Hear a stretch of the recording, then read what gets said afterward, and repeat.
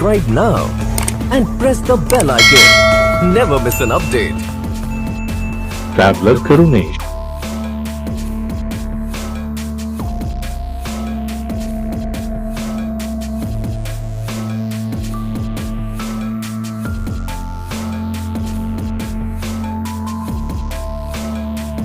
दोस्तों हम अगले स्टॉपेज पे आ चुके हैं। ये नीलकंठ मंदिर इस साइड है और हम अभी चलेंगे वेंकट बिहारी और रानी महल। आइए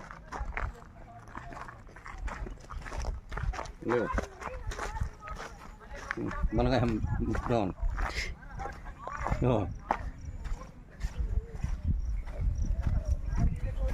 ये वेंकट रानी महल है जिसको हम लेके आए आप लोगों को। और ये देखिए रानी महल जो है ये बुंदेलखंड का एक प्राचीन महल है। रानी महल उत्तर पश्चिम दिशा में स्थित है। इस मंदिर में प्रदक्षिणा पथ युक्त गर्भगृह तथा इसके सम्मुख आयताकार मंडप है। गर्भगृह के ऊपर एक आकर्षक गुंबदकार शिखर है जो अष्टकोणीय पीठिका पर अवस्थित है। छत की मुड़ेर पर छोटी छोटी स्तंभ युक्त छतरियां सुशोभित है। मंदिर की संपूर्ण संरचना बुंदेलखंडी शैली में बनाई गई है। 17वीं और 18वीं शताब्दी का इस मंदिर को माना जा सकता है, मतलब करीब 200-300 साल पुराना। और अभी यहाँ देखिए अभी काम चल रहा है। ये वर्ल्ड हेरिटेज साइट में लेने का इसको कोशिश किया जा रहा है। ये अंदर दिखाकर थोड़ा, वैसे तो इसमें कुछ नहीं है अभी, बिल्कुल काम चल रहा है। मगर फिर भी आपके लिए हम लेके आते हैं। देखिए अंदर बिल्कुल यहाँ प्रकाश की लाइट कोई व्यवस्था नहीं, इसको बिल्कुल प्राचीन तरीके से सुरक्षित कर। और अब जो तो हम नीलकंठ मंदिर में अब आ चुके हैं और नीलकंठ मंदिर से संबंधित कुछ जानकारी यहाँ पर अंकित है, तो मैं आपको इसके बारे में थोड़ी बहुत जानकारी देना चाहता हूँ। नीलकंठ नाम से विख्यात इस मंदिर का गर्भगृह शैलग्रंथ है जिसके सम्मुख स्तंभ युक्त मंडप है। गर्भगृह के द्वार स्तंभ पर शिव पार्वती तथा नदी देवियों गंगा यमुना का अंकन है। गर्भगृह के साथ अत्यंत संकरा प्रदक्षिणा पथ है। गर्भगृह के भीतर नीलकंठ महादेव के नाम से प्रसिद्ध 1.65 मीटर ऊंचा एक मुखी शिवलिंग है। इसकी भीतरी दीवार पर ऋषियों तथा भक्तों का अंकन है।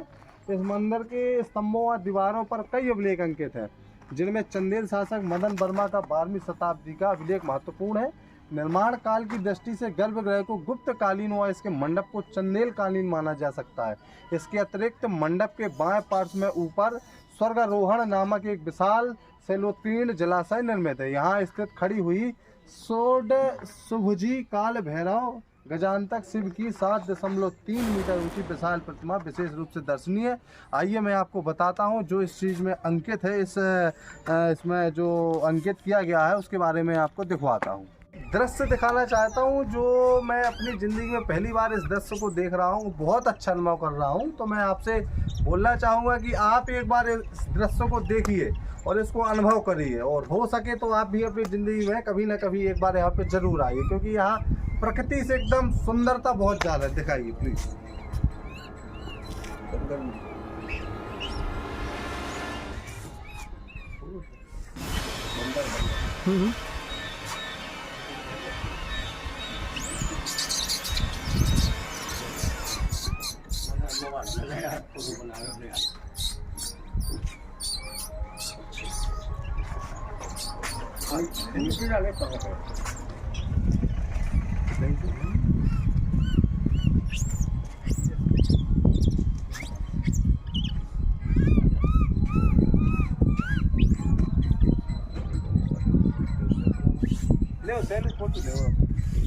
दोस्तों हम आ चुके हैं एक नए स्थान पर जिसको कोटी तीर्थ जलाशय बोलते हैं। ये कोटी तीर्थ जलाशय रहा, इसके बारे में कुछ विशेषता है तो यहाँ पर अंकित है, तो मैं आपको थोड़ा बहुत पढ़ के बताता हूँ। कालिंगर दुर्ग में छोटे बड़े अनेक जलाशय हैं जिनमें अधिकांशतः शैलकृत है। इनमें पहाड़ी धरातल को काटकर बनाया गया विशाल सरोवर की कोटी तीर्थ एक प्रमुख आकर्षक है। इसके तट पर अनेक देवालय थे जो वर्तमान में अवशेष मात्र रह गए हैं। तालाब की दीवारों पर देवी देवताओं आदि की मूर्तियां लगाई गई थी। जिनको कालांतर में चूने के पलस्तर से ढक दिया गया था। पौराणिक ग्रंथों में कहा गया है कि यहाँ पर स्नान करने के पश्चात कई प्रकार के रोगों से मुक्ति मिलती है। मतलब पौराणिक कथाओं में ऐसा कहा गया है कि जो इस जलाशय में स्नान करता है उसमें बहुत से रोगों से मुक्ति मिलती है, तो उसके बारे में जानकारी यहाँ पे दी गई है। इस सरोवर के अतिरिक्त यहाँ कुछ बड़े जलाशय बुड्ढा बुड्ढी तालाब, शनिचरी तालाब, राम कटोरा तालाब के अतिरिक्त अन्य लघु जलाशय जैसे सीता कुंड, पाताल गंगा आदि हैं। इनके अतिरिक्त नीलकंठ मंदिर के ठीक ऊपर स्वर्गारोहण तालाब स्थित है। तो आइए हम चल के आपको दिखवाते हैं। स्वर्गारोहण तालाब, आइए वहाँ से हम लोग को स्वर्ग में जाना है। क्या है ये? क्या है मतलब शुरुआत थोड़ा तेज आवाज में जानकारी हो। यहाँ नीलकंठ पहले आप मंदिर अपना है नाम सबसे बता बड़ी। दें। जी, पहले तो सबसे पहले अपना नाम बताइए पंडित जी। मेरा नाम मुनीम दास। मुनीम दास। अब आप यहाँ के महत्व के बारे में बताइए। ये कोट तीरथ तालाब है। हाँ आज तो पूर्णिमा के दिन जी। यहाँ स्नान करने का ज़्यादा महत्व है। अच्छा, ये 15 किलोमीटर का किला बना है। किला 15 किलोमीटर में। अब इधर क्या है? ये राजा महल है, ये बंद रहता है। दिनांगे एक मेरे धारा है। इधर ही से, अंदर ही से। ऐसे चले जाएंगे। अच्छा, और फिर नीलकंठ मंदिर है सबसे बड़ा। हाँ है तो बहुत कुछ है। अभी लोकल का आदमी हो तो घुमाए आपको। अच्छा, 15 किलोमीटर के पूरा एरिया में ये फैला हुआ है। कोर्ट है। ये राम जानकी के मंदिर है।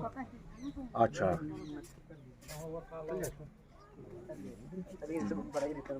चलो चल रहा है। लो पंडित, चलो आप। दोस्तों, हम आ चुके हैं राजा अमान सिंह महल। तो यहाँ की कुछ विशेषताएं हैं तो मैं आपको बताता हूँ। अनगढ़े पत्थरों से निर्मित यह द्वितीय तलीय आयताकार भवन राजा अमान सिंह महल है, जो 2 खंडों में विभक्त है।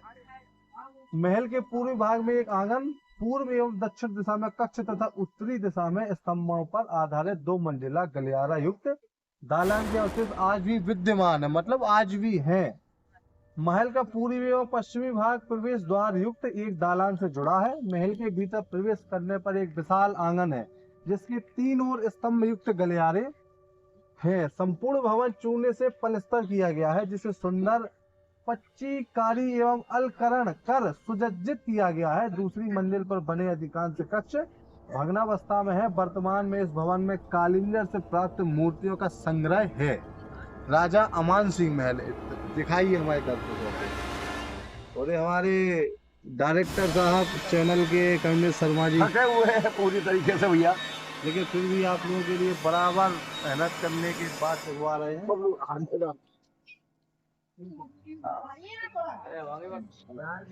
पापा की फोटो लेके आए आते आप फोटो ठीक है, सामने चलने लगता है। तो दोस्तों अब देखिए हम लोग आ गए रंग महल में। रंग महल नाम से प्रसिद्ध ये भवन कलिंजर के अत्यंत महत्वपूर्ण महलों में से एक है।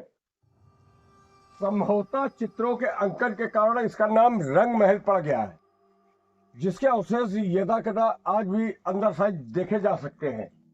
इसके पूर्वाभिमुख महल में एक जोड़ी है, उससे होकर आंगन में पहुंचा जा सकता है। आंगन के 3 ओर बरामदा युक्त दलाने महल में एक फव्वारा भी बनाया गया है। यह महल फतेहपुर सीकरी स्थित सरिस्तान इकबाल और ओरछा के जहांगीर महल की याद दिलाता है। शैली के आधार पर इस मुगल कालीन महल को 16वीं और 17वीं शताब्दी का बताया जाता है। अब अंदर चलते हैं, आइए। यह रंग महल है, यहाँ राजाओं का रंग जो शाम का अपना कार्यक्रम हुआ करता था, रंग खाने पीने का, और जो भी अपना नर्तकियों के नृत्य देखा करते थे और अपना मदिरा पान किया करते थे, सुरा पान किया करते थे, उसके लिए देखिए नहीं ठीक है। आप देख लीजिए, यहाँ बीच में किसी तरह फव्वारा लगा हुआ होता था, अब फव्वारा नहीं है। आप देखिए इसकी, ये इसलिए मुख्य महल से थोड़ा अलग बनाया गया है।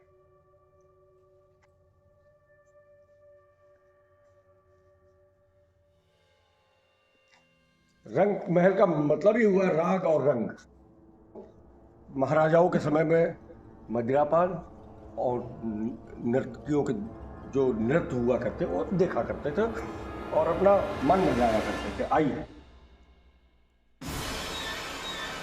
यहाँ वैसे ऊपर जाने के लिए रास्ता भी एक छोटा था। यहाँ इनके चारों तरफ पहरेदार अपना पहरा दिया करते थे और महाराजा हैरिंग का से लगे मैंने बढ़िया है पुराना जमाने के जंगल चीप सिंह क्या बोलेगा। हमारे के बारे ले कैसे तो आदमी के लगे नोई के मृगधारा है यहाँ, जैसे महल बना जैसे ये पानी, इतना सा पानी, शुद्ध पानी, बिल्कुल जिसको बोलते हैं कि मेडिकेटेड पानी है, ऊपर जड़ी बूटियों से युक्त होकर आ रही है, अंदर चल रहा है। अब इसकी धारा कहाँ जाती है किसी को नहीं मालूम है, मगर ये पानी गिरता रहता है।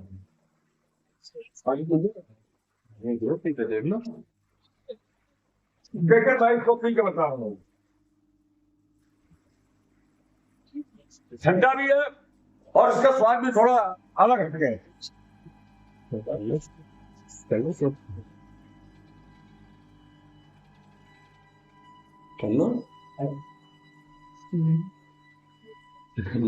अब दोस्तों नहाने का मन चल रहा है कि इस धारा के नीचे बैठ जाओ, नहा लो, मगर धारा को गंदा नहीं करना है।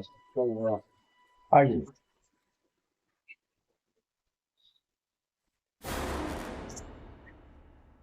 यार महल भी पकड़